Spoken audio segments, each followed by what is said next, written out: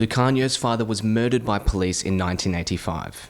40 years on, justice still hasn't been served, despite the Truth and Reconciliation Commission's recommendations to prosecute the suspected killers. Lucanio was too young to remember his father.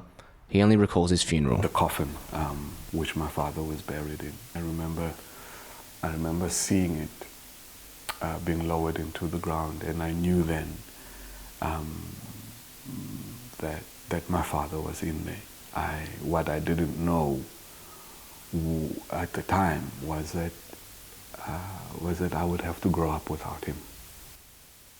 The TRC recommended that all suspects who did not receive amnesty for crimes be prosecuted, but successive governments never prosecuted the killers of the Cradock Four, and they have now all died.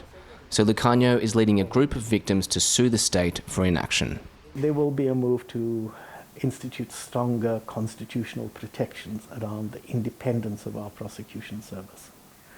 I don't think in the end people are asking for much. They're asking that where you are given the responsibility constitutionally to run a prosecution service, that you simply do your job. Lucanio's mother spoke to Parliament in February, appealing for action to be taken after the Cradock Four case was postponed 4 years.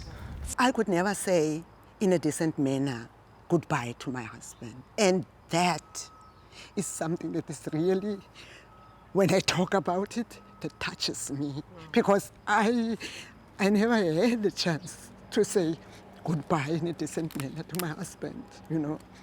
And I admire the people who do have the chance to say goodbye to their loved ones on their last day on earth. But I didn't have.